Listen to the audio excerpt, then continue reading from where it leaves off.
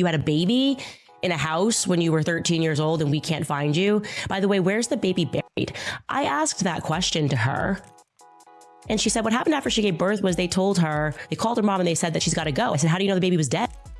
You're telling me they moved you into a room and they induced labor after you said, I don't want to give up my child. And the kids, we all thought they were this tragic little family. They weren't his. We found the DNA records later. They hid.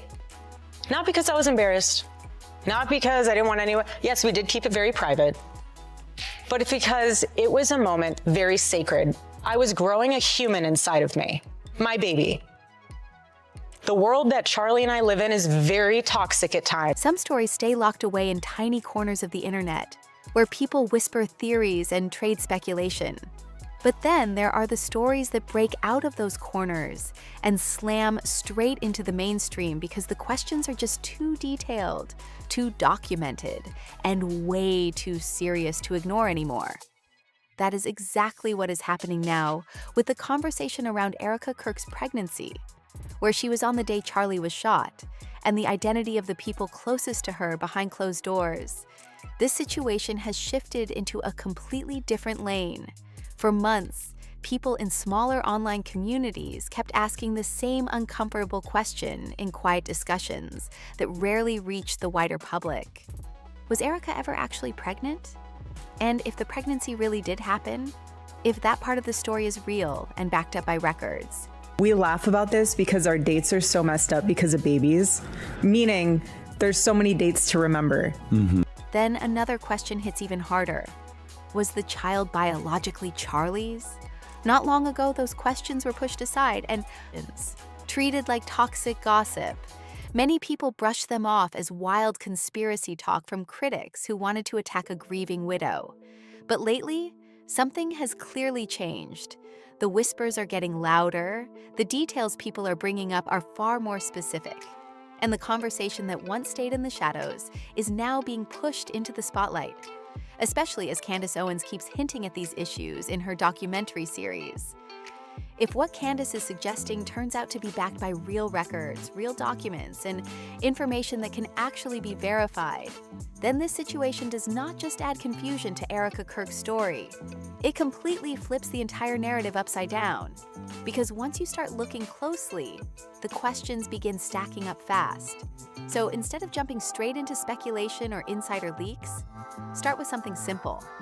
Start with what anyone can observe publicly. Start with what has already been documented and the contradiction that first made people stop and raise their eyebrows. Erika Kirk built a huge part of her public image around constantly being on camera. That is not an exaggeration. That is simply what her public record shows across years of social media posts, events, and appearances. She filmed herself on stages. She filmed herself on airplanes. She filmed herself at conferences and public gatherings. And it did not stop at professional moments either. She also recorded deeply emotional moments that most people would keep private. When Charlie died, during one of the most painful chapters of her life, the camera did not disappear. In fact, it appeared even more. She filmed herself grieving. She filmed the moment she kissed Charlie goodbye for the last time. She documented extremely personal moments of loss and shared them publicly in real time for thousands of people to see. That level of openness created a clear pattern. Her life was documented constantly, almost like a running record online. That became the standard people expected from her public presence, which is exactly why some observers started asking a very direct question when the topic of pregnancy entered the story. Because pregnancy is not subtle. It is visible, physical, and something public figures often document naturally through photos, videos, events, and everyday appearances over many months. Yet in a public life that seemed to capture nearly everything, this particular chapter appeared strangely absent from the same kind of constant documentation. And this is where people started noticing something that felt strange. Across all the public appearances, the events, the travel, and the constant filming of daily life, there is essentially nothing showing a clearly visible baby bump in a public setting. Not one candid photo where the physical signs of pregnancy are unmistakable. Story of the woman who raised Erika Kirk. Her mom, Loretta Francevy. Yeah, that's Erika Kirk getting an ultrasound. There's been a lot of talk about whether or not that woman has really ever been pregnant. Now, I've been pregnant 5 times. The first was a miscarriage, gave birth to 4. So you bet your ass I zoomed in on that ultrasound screen. And this is a close-up of the screen, which led me to do a deep dive into the stages of pregnancy, which I've done, back in the day when I was pregnant, but it's been a while. It's hard to see a lot of detail in that picture. Based on her stomach size and the size of what we can see, it would be safe to presume this is the viability ultrasound, that they determine if there's a heartbeat, which they can do as early as 6 weeks. And this is what it looks like at 6 weeks, and this is what it looks like at 8 weeks. Wanted to compare that to her picture, but I don't have the technology to zoom in on it. I wasted 2 hours, except I learned that at 9 weeks they hiccup. I didn't know that. Not one casual social media clip where the moment just appears naturally, the way it does for many people sharing their lives online. In a life that seemed to document everything, this one detail appears oddly missing. There are no clear paparazzi photos, no conference pictures, no stage appearances where the physical reality of pregnancy is visible in the way it normally would be for someone living such a public and highly documented lifestyle. That absence, especially for someone whose normal pattern was constant visibility and nonstop camera presence, does not look like a tiny inconsistency. To many observers, it looks like a major contradiction that raises obvious questions. And the questions did not stop there. When ultrasound footage connected to Erika's pregnancy eventually started circulating publicly, viewers noticed something immediately. Something specific and concrete that triggered another wave of curiosity. One that simple administrative explanations have not fully cleared up. Then another detail popped up that made people pause. The name visible on the ultrasound was not Erika Kirk. The name shown on the screen was her maiden name, Erika Franza. Now, to be fair, there are reasonable explanations people can give for that. Medical systems sometimes move slowly. Paperwork can lag behind legal name changes. Hospital databases are not always updated right away after someone gets married. Administrative processes in healthcare are often messy and inconsistent. So yes, those explanations are possible. None of them are impossible on their own. But the context around Erika's public identity is what makes people look at this detail a little more closely. Erika Kirk built her entire public image around her married name. Her social media handles literally said Mrs. Erika Kirk, clearly tying her identity and brand to that name in a very deliberate way. It was not subtle. It was front and center everywhere she appeared online. The name Erika Kirk was not just something on a legal document. It became the foundation of her public persona. The name showed up across every platform, every post, and every appearance she made. So when people saw a completely different name appear on a medical screen connected to a pregnancy that was already raising eyebrows, it instantly caught attention. For many observers, that was not a detail they were willing to brush aside with a quick administrative explanation. And then another detail added even more curiosity to the situation. According to reports surrounding that appointment, Erika did not attend the ultrasound with Charlie. Seeing Charlie in an elevator, everything about Charlie is adding up. I cannot get a single person to confirm that they saw Erika, who's apparently out and about. I then thought, wouldn't it make sense? She screams in the middle of a parking lot. She screams in the middle of a doctor's office. Everybody kind of knows where they were when Charlie got shot. Okay, if this doctor's office had people in it, there's going to be someone who said, hey, I heard a giant scream at my doctor's office. Charlie was not there. Instead, she reportedly went with her mother, Lori. Now, on its own, that is not unusual. Families support each other during medical visits all the time.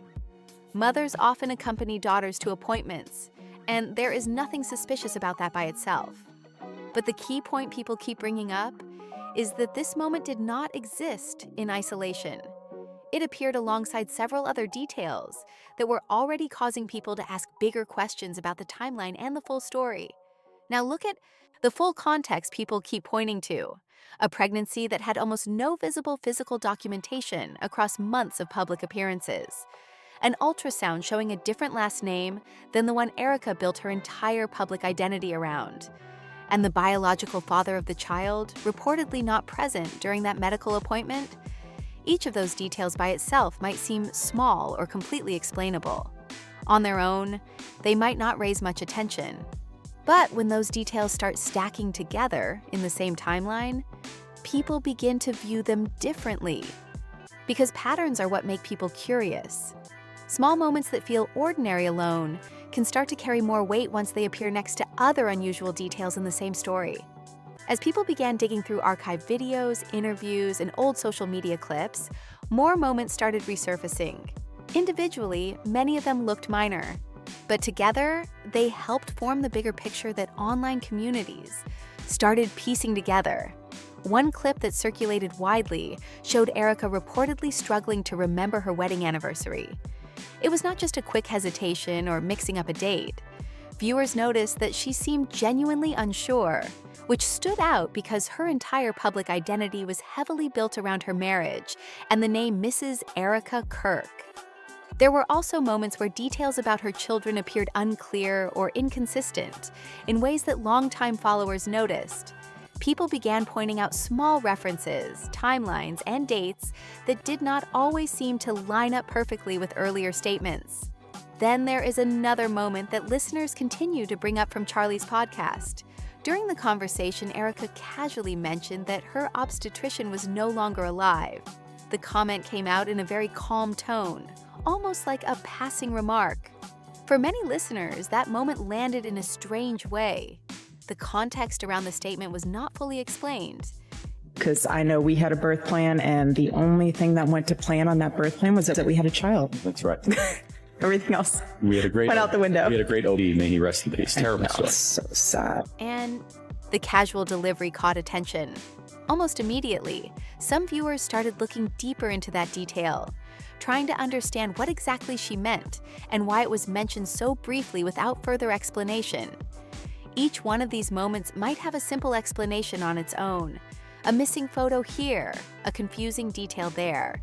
None of them automatically prove anything by themselves. But when people place them side by side inside the same timeline, the pattern starts looking harder and harder to ignore. You have the missing pregnancy photos across months of public appearances. The maiden name appearing on the ultrasound instead of the name she publicly used everywhere. The biological father reportedly not present at the medical appointment. And then the moment where she appeared to struggle remembering her own wedding anniversary. Individually, any of those could be brushed off as a misunderstanding or a minor oversight, but together they form a pattern that many observers say is difficult to simply dismiss. And this is where the story suddenly takes a sharp turn, because the conversation moves away from personal inconsistencies and straight into something far more serious. This is the point where online speculation exploded into a completely different level. Erika's original public statement about the day Charlie was shot sounded very clear.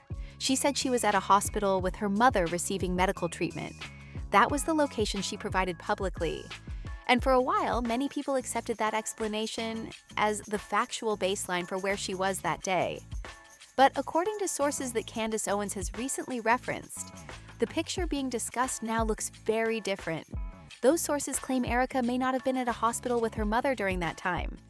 Instead, they claim she may have been at a hotel suite in Fort Chuka. And if that claim were ever proven accurate, it would raise a long list of new questions about the timeline. Because if Erika was somewhere different from where she originally said she was on the day her husband was shot, then every part of that timeline would suddenly face intense scrutiny. The communication, the movements, and the actions in the hours that followed would all need to be looked at through a completely different lens.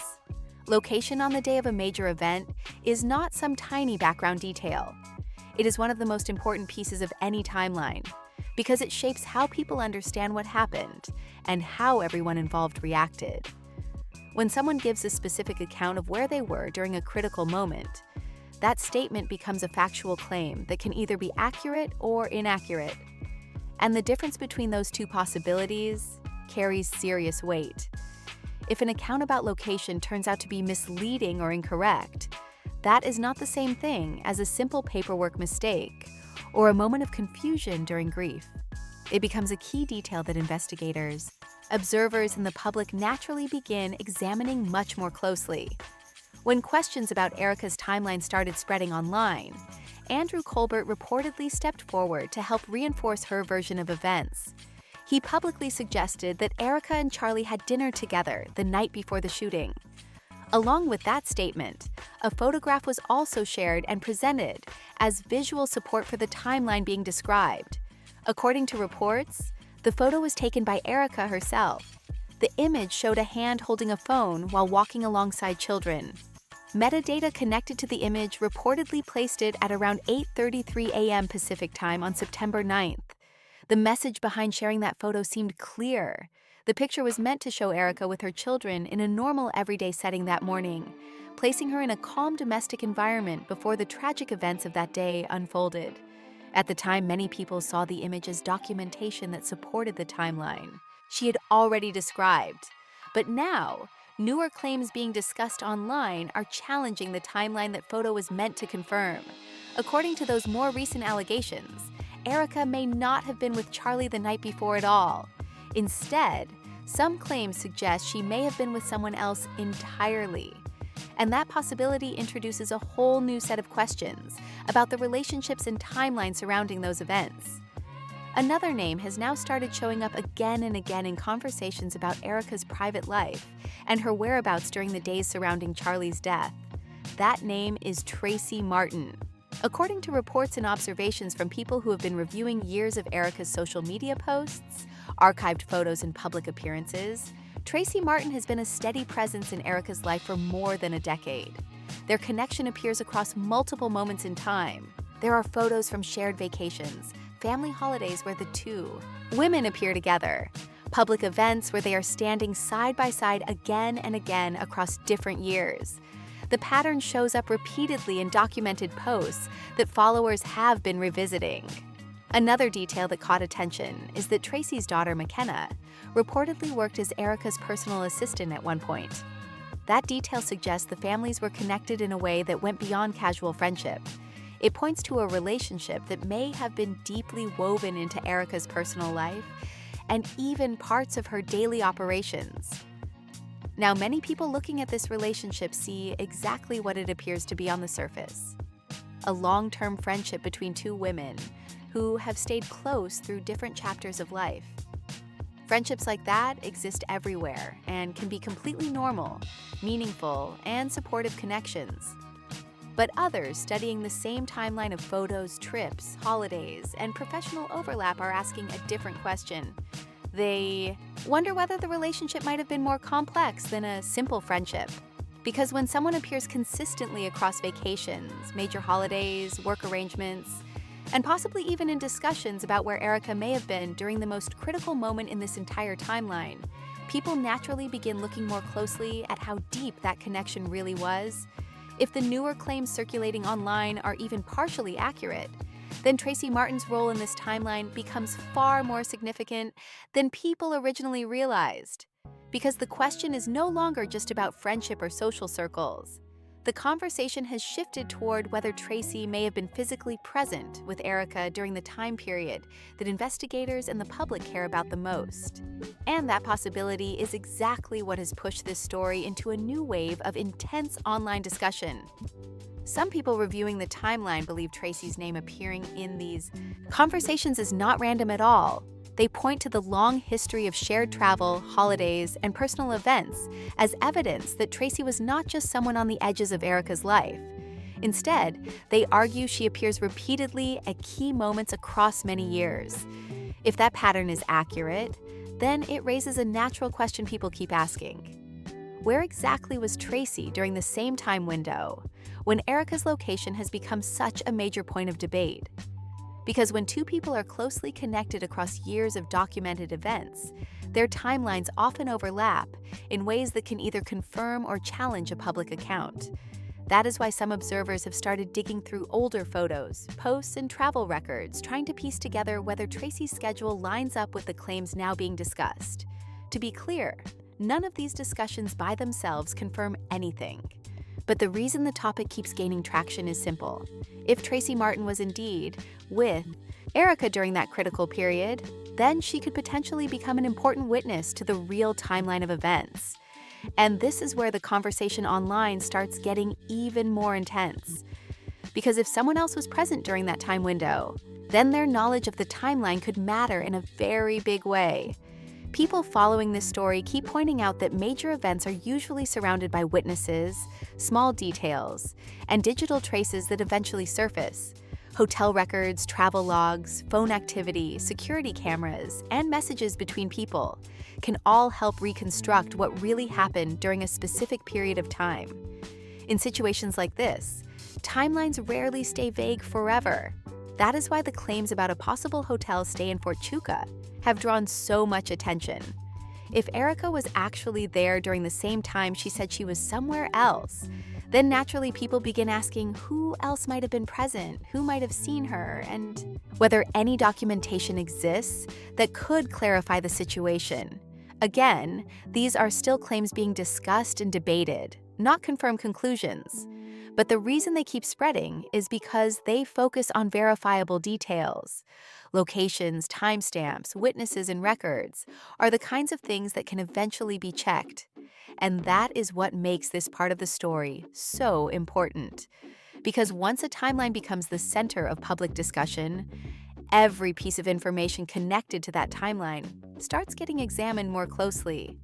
The movements, the statements, the photos, and even the smallest details suddenly take on a much bigger meaning. At this point, the story surrounding Erika Kirk has turned into something far bigger than a few scattered questions online. What started as small observations has grown into a massive public conversation about timelines, relationships, and details that many people feel still need clearer answers. You have the missing pregnancy, documentation that people expected to see in a life that was otherwise heavily recorded online, the ultrasound that displayed a different last name, the discussion about who attended certain medical appointments, moments from interviews and podcasts that viewers felt were unusual. And now the debate around where Erika may have actually been on the day Charlie was shot. When all of these pieces get placed next to each other, they create a timeline that many people are continuing to examine very closely. Some believe the explanations are simple and ordinary. Others believe the unanswered questions are too big to ignore. What makes this situation so intense is that many of the details being discussed involve things that could eventually be verified through records, witnesses, or documentation. That means the conversation is unlikely to disappear anytime soon. For now, the public debate continues to grow as more people look back through old footage, social media posts, and statements, trying to understand the full picture behind the story. If you found this breakdown interesting, make sure you like the video, subscribe to the channel, and share it with someone who has been following this story too. And most importantly, drop your thoughts down in the comments because a lot of people are still debating these details, and your opinion adds to the conversation.